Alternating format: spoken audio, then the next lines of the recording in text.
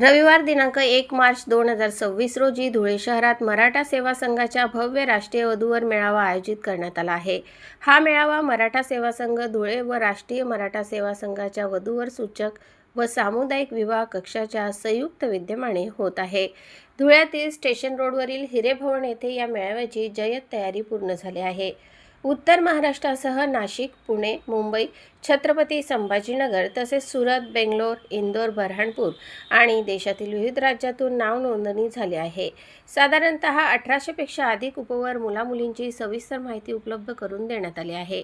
मेळाव्यास मुलामुलींसह पालक मोठ्या संख्येने उपस्थित राहणार आहेत। या मेळाव्यात रेशीम गाठी मराठा अनुरूप या उपयुक्त वधूवर पुस्तिकेचे प्रकाशन मान्यवरांच्या हस्ते होणार आहे। या पुस्तिकेमुळे दरवर्षी 350 पेक्षा अधिक विवाह जुळून येत असून समाज बांधवांकडून या पुस्तिकेला मोठी मागणी असते।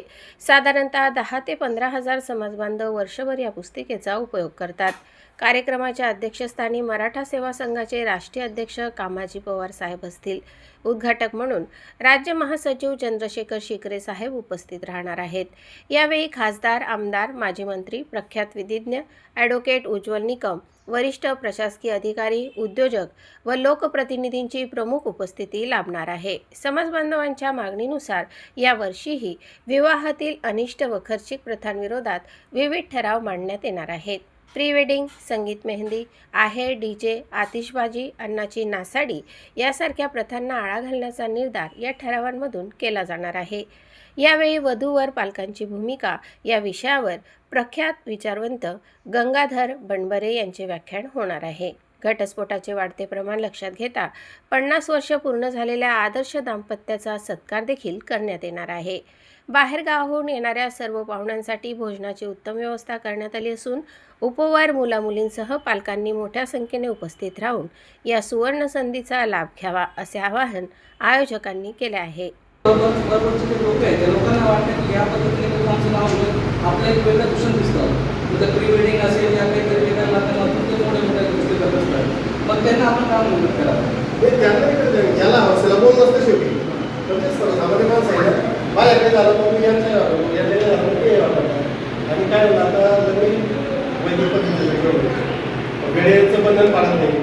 या छोट्या छोट्या गोष्टी आहेत, तांदूळ इतका वाया जातो त्याच्या काडीवाचं स्वागत करायचं किंवा फुलाचं पाकळ्या फेकायच्या, हे छोट्या छोट्या गोष्टी सुद्धा आवश्यक आहे। याच्यावर जास्त आणि साऊंड पोल्युशन जे होतं आहे तर डीजे चांगला नसावा, डीजे नसावे असं म्हणत नाही, पण त्याच्यामध्ये कंट्रोल असावा।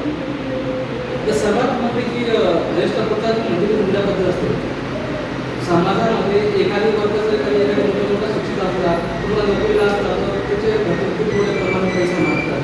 मग अशा वेळेस आपण काय करणार? आता जवळजवळ बंद होत आलेला म्हणजे आता मुलीच मिळत नाही पहिली गोष्ट ते सांगतो ना। सगळ्यात महत्त्वाचं असं आहे आता मुली एकदम उच्च शिक्षित झालेल्या आहेत आणि मुलींचं प्रमाण कमी झालं आहे।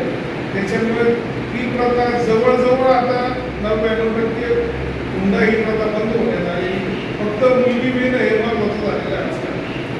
त्याच्यामुळे फक्त अजून आता यांनी गेल्या महिन्यामध्ये साखळीला जे ठराव केले मराठा समाजाने त्याच्यात पुढची गोष्ट अशी केली आहे ठरावामध्ये की दोघांनी निम्मे खर्च करावा, म्हणजे वधू पक्षाने वर पक्षाने लग्नाचा सगळा खर्च जो आहे तो निम्मे करावा असा ठराव केला आहे। समाजाने असा निर्णय घ्यावा की अर्धा खर्च वधू पक्षाने अर्धा वर पक्षाने, म्हणजे हुंडा हा विषय राहिलाच नाही।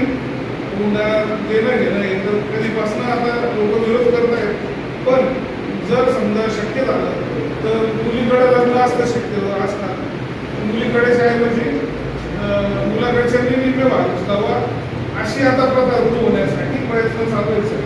पण नवीन जनरेशनमध्ये आपण जेव्हा फॉलो करतो त्यावेळेस तुम्हाला काय वाटतं की जे आपले जे मुलं असतील ते आपलं म्हणणं ऐकतील का की आपण म्हणलं की आम्हाला प्री वेडिंग करायचे, आम्हाला हे करायचं, तुम्ही जनरेशन करणार का? कसं आहे आणि परिवर्तन एका बाजूला होत आहे, दुसऱ्या बाजूला एक पिढी आहे त्यांना हौस आहे। प्रत्येक पालकांचा काय वेळा दखल घेतली जाते, कारण की दोघंही मुलगी नोकरीला राहते, मुलगाही नोकरीला राहतो, त्यानिमित्ताने दोघांना या दोघांना वाटतं की आपण यात समानता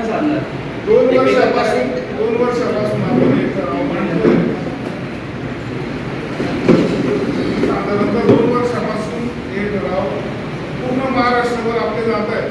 यावर्षी पुन्हा समाज बांधवांनी मागणी केली की हे ठराव पुन्हा घ्या आणि याचं प्रबोधन जास्तीत जास्त झालं पाहिजे समाज माध्यमांमधून.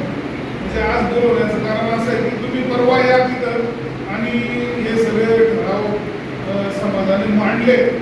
हे जास्तीत जास्त जशी प्रसिद्धी आम्ही तर सामाजिक जे ग्रुप आहेत समजा आपले समाजाचे महाराष्ट्रभर त्याच्यावर तर एक ठराव पाठवतोच आहे.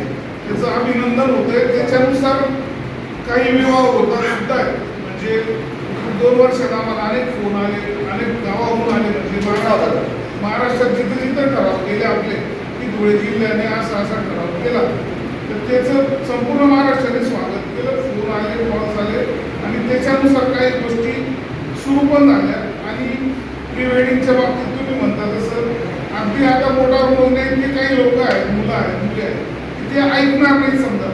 पण जनरल तुमच्या सर्वांच्या माध्यमातून जेव्हा पेपरला बातम्या जातील की मराठा समाजाने प्री वेडिंगला बंदीचा ठराव केला, हे ऐकल्यानंतर समाज बांधवांना विचार करावाच लागेल की असा ठराव जर एकाकडे होतोय, आपला मोठा एक घटक ठरवतोय, तर मग आपण का करावं असं म्हणून तुमची सर्वांची मदत खूप महत्त्वाची या विषयावर. या ठरावांना तुम्ही जास्तीत जास्त प्रसिद्धी जर दिली तर सामाजिक दृष्ट्या आणि आमच्या समाजात नाही तर या समाजाचं या ठरावांचं स्वागत सर्व समाजाने केलं की मराठा समाजाने जर असे ठराव केलेत बा तर आपणही असे केले पाहिजे असे इतर समाजाचे आम्हाला फोन आले. आणि आम्ही सुद्धा आमच्या सगळ्या लोकांना सांगताना आपल्या जवळ सातारा तालुका आहे, नंदुरबार जिल्ह्यात होता, तिथं मोस्टली तो गुजर समाज आहे.